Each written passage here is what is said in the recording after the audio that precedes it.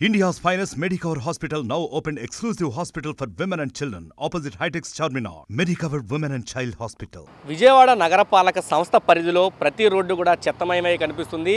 Municipal కార్మికుల సమ్మె నేపథ్యంలో రోడ్లన్నీ కూడా పూర్తిగా చెత్త అయితే పేరుకుపోయిన పరిస్థితి ఉంది. 26వ తారీఖు నుంచి కూడా మున్సిపల్ కార్మికులంతా కూడా సమ్మెలో ఉన్న నేపథ్యంలో రోడ్లు అన్ని చోట్ల కూడా చెత్త ఎక్కడికెక్కడ ఉండిపోవడంతో వాళ్ళంతా పనుల్లోకి రాకపోవడంతో మొత్తం అంతా కూడా మనం చూస్తున్నాం. ప్రస్తుతం కృష్ణలంక ప్రాంతంలో మనం ఉన్నాము. ఇదే విధంగా ప్రతి చోట కూడా చెత్త భారీగా పేరుకుపోయింది. రాత్రులు ఎంత తరలిస్తున్నా కానీ ఉదయానికి చెత్త భారీగా పేరుకుపోతున్న పరిస్థితి అయితే కనిపిస్తుంది.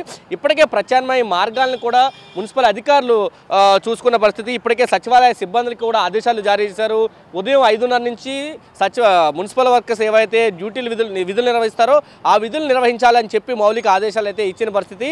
అయితే చెత్త ఎత్తే పని కాకుండా చెత్తని వెహికల్స్లో క్లీన్ యాప్ పేరుతోటి వెహికల్స్ అయితే నడుస్తున్నాయి. క్యాప్ పేరుతోటి ఆ వెహికల్స్లో చెత్త వేసే విధంగా ప్రజలకు అవగాహన కల్పించాలంటూ వాళ్ళు ఇప్పటికే చెప్పిన పరిస్థితుల్లో వాళ్ళంతా కూడా ఆ విధులను అయితే నిర్వహిస్తున్నారు. ఉదయం 5:30 నుంచి సచివాలయ గ్రామ వార్డు సచివాలయానికి సంబంధించిన సిబ్బంది అంతా కూడా ఆ వర్క్లో ఉన్న పరిస్థితి చూస్తున్నాం. ప్రతి చోట కూడా ప్రతి రోడ్డు కూడా చెత్త మయమై కనిపిస్తుంది. తక్షణం మున్సిపల్ కార్మికుల సమ్మెని పరిష్కరించి క్లీన్ విజయవాడగా తయారు చేయాలంటూ వాళ్ళంతా చెబుతున్న పరిస్థితి అయితే ఉంది. మరొక పక్క ఖచ్చితంగా తమ డిమాండ్లు పరిష్కరించకపోతే కనుక సమ్మెను మరింత ఉధృతం చేస్తామని ఇప్పటికే మున్సిపల్ కార్మికులకు సంబంధించిన వాళ్ళంతా కూడా చెప్తున్న పరిస్థితి. రాత్రి నుంచి కూడా క్రెయిన్స్ని కూడా ఉపయోగిస్తున్నారు. విజయవాడలో రాత్రి చూసాం.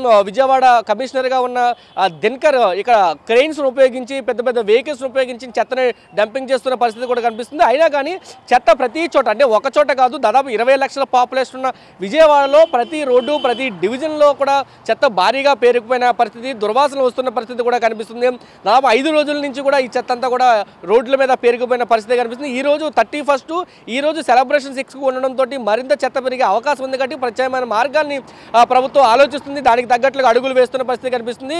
విజయవాడ మున్సిపాలిటీకి సంబంధించిన అధికారులందరూ, జోన్ల అధికారులందరూ కూడా ఈ పనుల్లో ఉండాలి.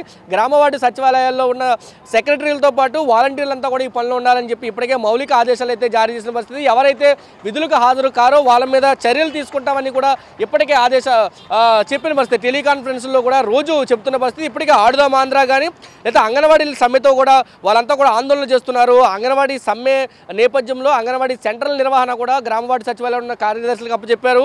ఆడుదాం ఆంధ్ర నిర్వహణ పూర్తిగా గ్రామవార్డు సచివాలయాలే చూసుకున్న పరిస్థితి. ఇప్పుడు మున్సిపల్ సమ్మె నేపథ్యంలో ఆ బడ్డిన కూడా వీళ్ళ మీద పడిన నేపథ్యంలో వీళ్ళంతా కూడా ఆందోళన చెందుతున్న పరిస్థితి కనిపిస్తుంది. ఉద్యోగ సంఘాలు కూడా ఇప్పటికే చెప్తున్నాయి. ఇప్పటికే ఉన్న విధులతోనే కొంతమంది పని భారాన్ని మోస్తూ ఉంటే ఇప్పుడు అదనంగా మున్సిపల్ కార్మికులు సమ్మెంటూ లేకపోతే అంగన్వాడీ వర్కర్ల సమ్మెంటూ ఆ విధుల్ని కూడా వీళ్ళకి అప్పచెప్పడంతో మరింత బడ్డన పెరిగే అవకాశం అయితే ఉంది. ఖచ్చితంగా ఇటువంటి అప్పచెప్పకూడదంటూ వాళ్ళు కూడా ప్రభుత్వాన్ని డిమాండ్ చేస్తున్న పరిస్థితి కనిపిస్తుంది. కానీ ఇటు అధికారులు అదేవిధంగా మున్సిపల్ కార్మికుల మధ్య చర్చలు ఎప్పుడు తేలుతాయో తెలియదు. కానీ విజయవాడలో చెత్త మాత్రం భారీగా పేరుకుపోయిన పరిస్థితి, ప్రజలు అవస్థలు పడుతున్న పరిస్థితి అయితే విజయవాడలో ప్రస్తుతం నెలకొనుంది.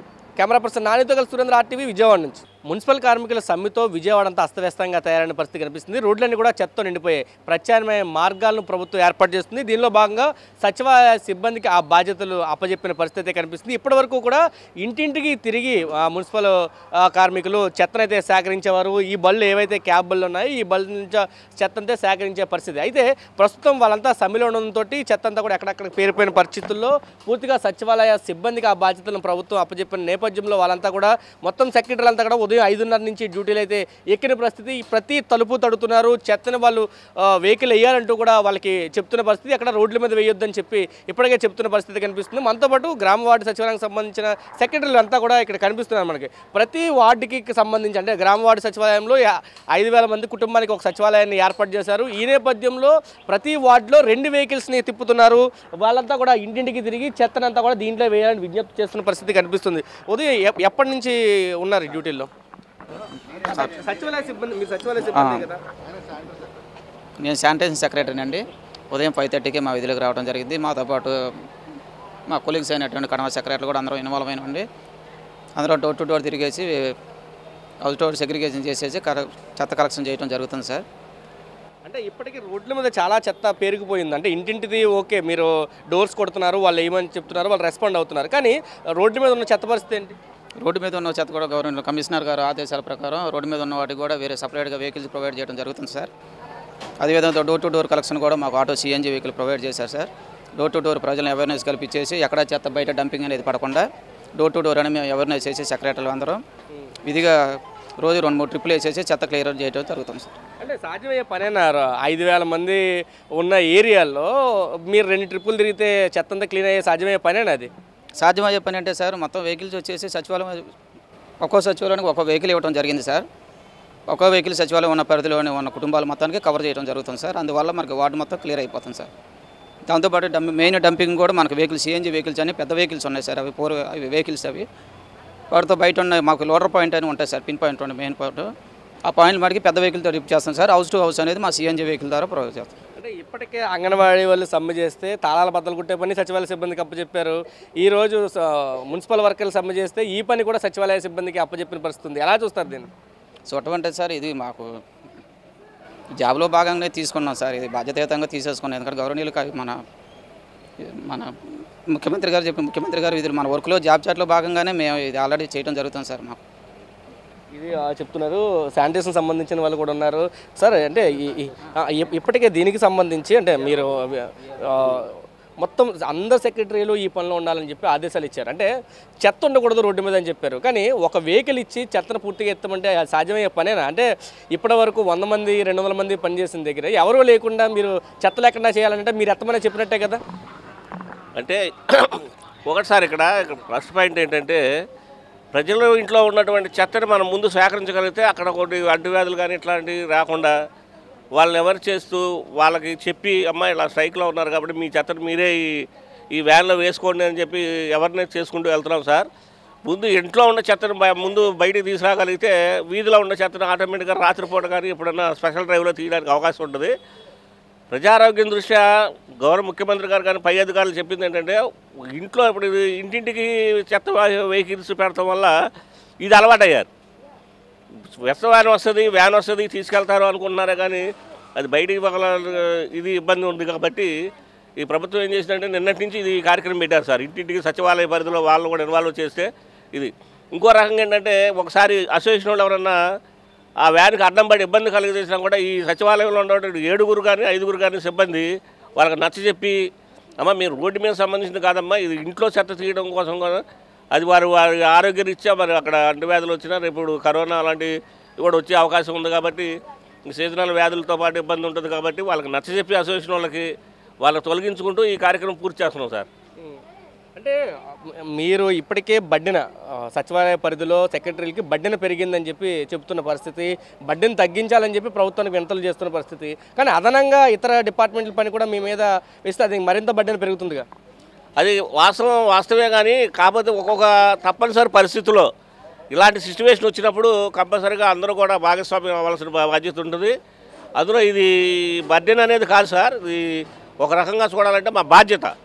ప్రజలకు ఎలాంటి ఇబ్బంది కలగకుండా సచివాలయ వ్యవస్థ పెట్టినప్పుడు ఈ చెత్త సేకరణ కూడా అందులో ఒక భాగమే.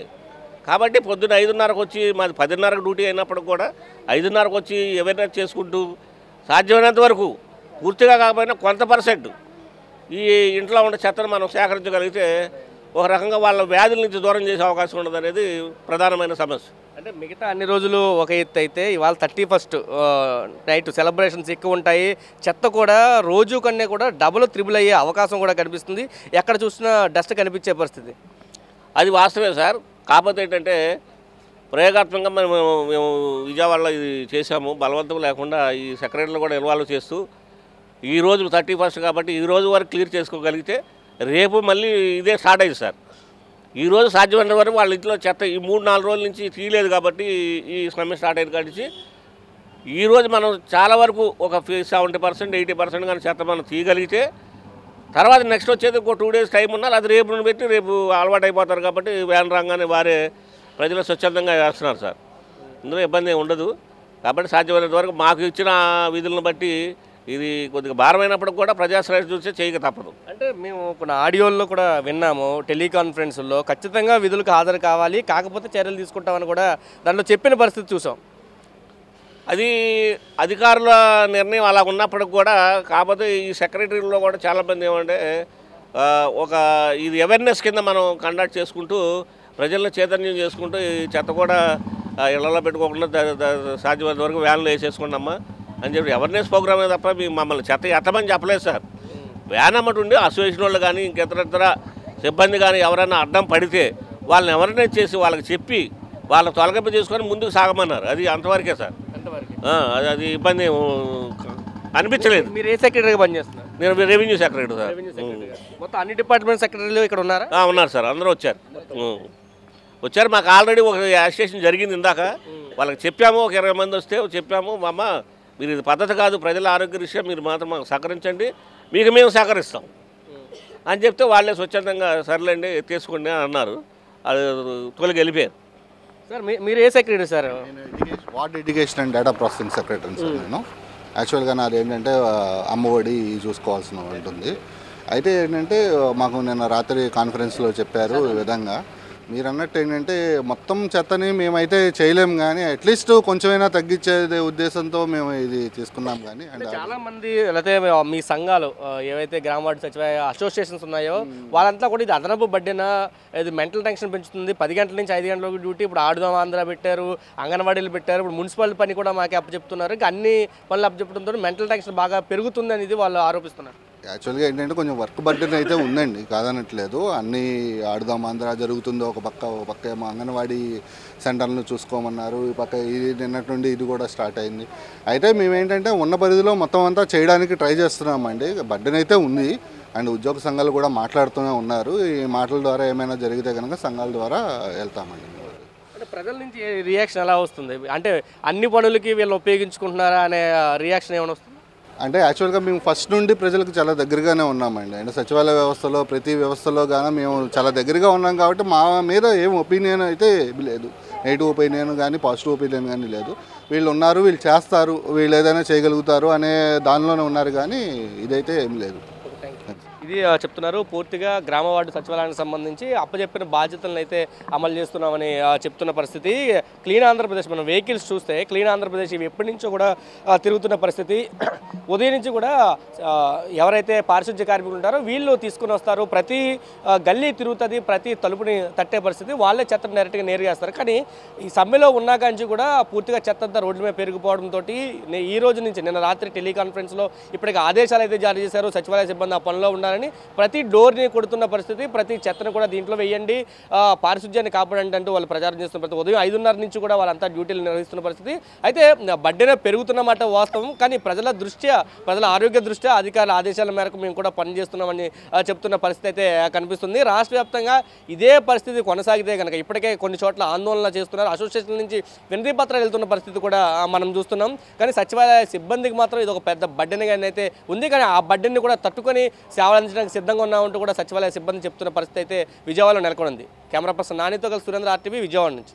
మరిన్ని వీడియోస్ కోసం ఛానల్ ని సబ్స్క్రైబ్ చేయండి, లేటెస్ట్ అప్డేట్స్ కోసం వాట్సాప్ ఛానల్ ని ఫాలో చేయండి అండ్ లింక్ డిస్క్రిప్షన్ లో ఉంది.